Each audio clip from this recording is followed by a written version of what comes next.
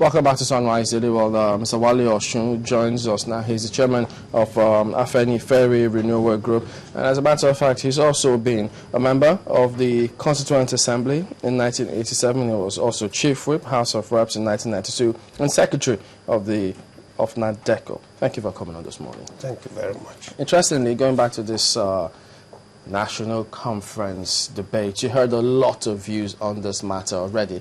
As a matter of fact, it took a different turn. People had a different perspective after the president said that, look, they recommend that the people of this country, coming from all the areas, whether it's from the north or the east or the west, where people are not saying we would need to talk. The patriots, if you remember, then Pronako under Shifenaholo, Afenifere, you know, they had kept on, even ACF at some point in time, that is the Arewa group, even at some point in time admitted that there is a need for people to sit down and talk to one another.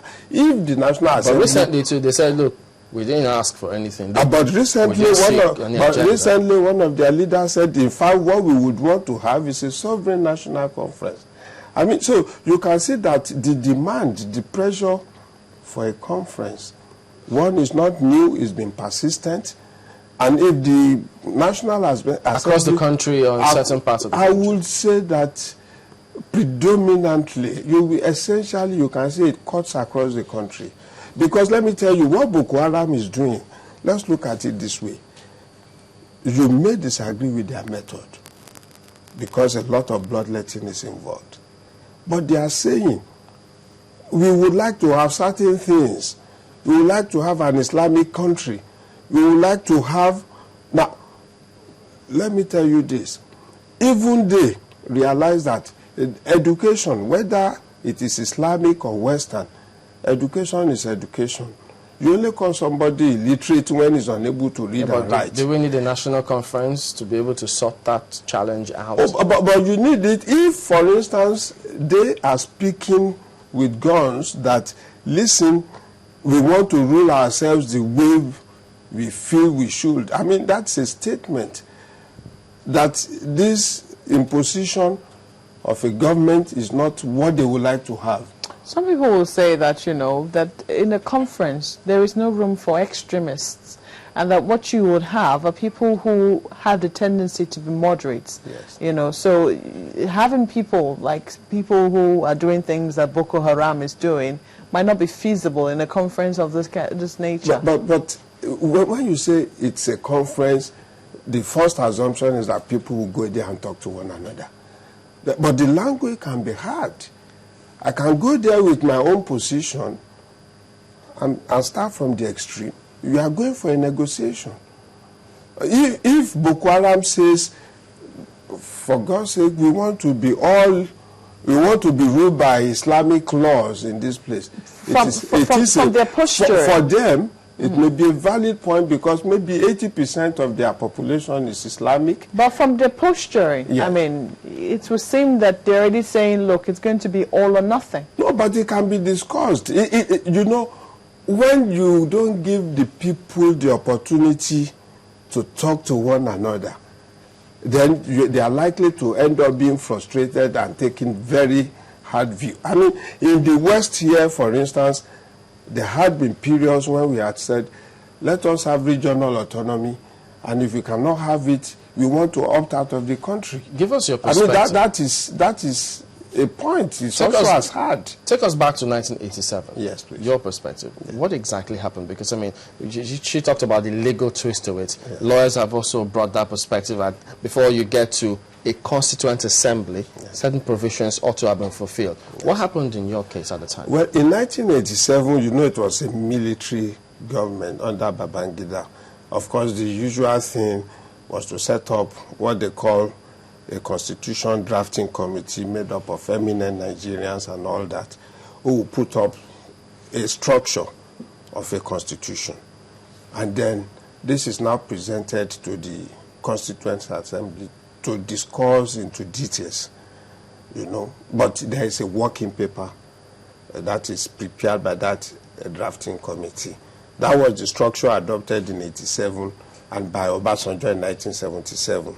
in the structure. I think the Constitution Drafting Committee was then headed by F.R.A. Williams, and that of 87, I can't recall who headed it. But it was their work that was presented to the Constituent Assembly in 1987 to deliberate upon. But there are, in this particular instance, where various nationality groups have done considerable work, as to how they would like to live with one another. Pronaco, if you remember, under Antonia Nahoro, spent considerable time, over 2-3 years, modeling some form of structure that can assist, in the writing of a constitution, the role of the nationalities, ethnic nationalities, and all that. Now, even as we speak, there are consultations going on in the North as well.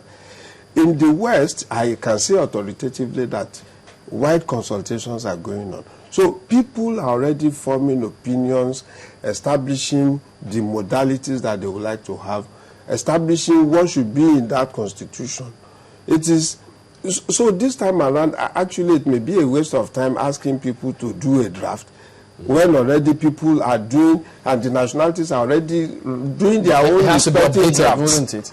No. Well, of course, they are already working on their own respective drafts. Oh, okay. I think there's something I picked out from you. You kept on talking about nationalities, yes, because I think for the first time we're getting to see someone come strong on that, because initially some would have thought it was the business of political parties, getting to hear political parties talk about so many of these issues. Yes. So nationalities now bringing forth what their thoughts will be on this particular discourse, yes, is what is paramount. Yes, it's quite paramount, because what is happening is this: when it will be very ideal to leave out political parties, because they have no role to play in all of this.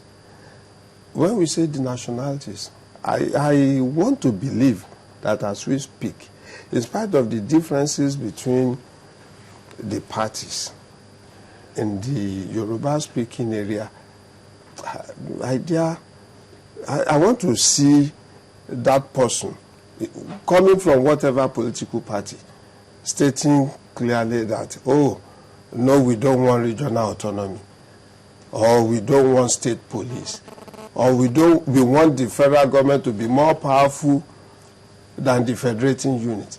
I mean, I'm sure he won't be able to walk the streets. What is paramount here is that people feel certain things.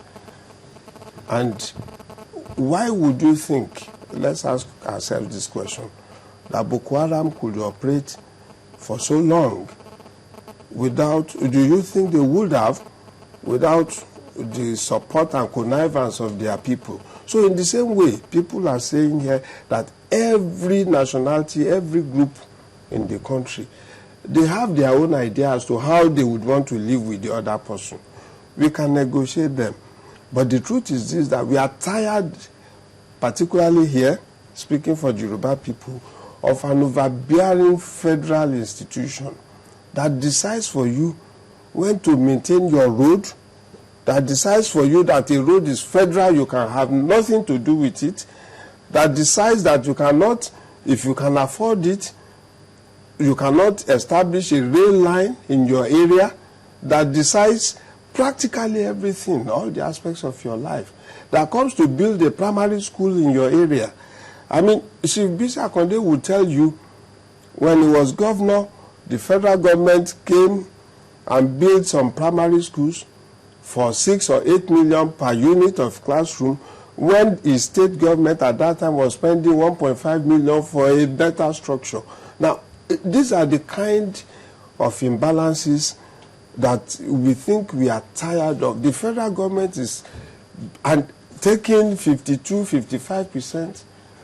You know, how easy is it when people come together to discuss on issues like this? Yes. Is it always heated? Because when we get to hear comments like, no-go area or there wouldn't be anything as such, it means that it could be really, really heated. Well, of course, there should be no-go areas, but I tell you this. There should be no-go areas or no-go areas? There should be no-go areas. Okay.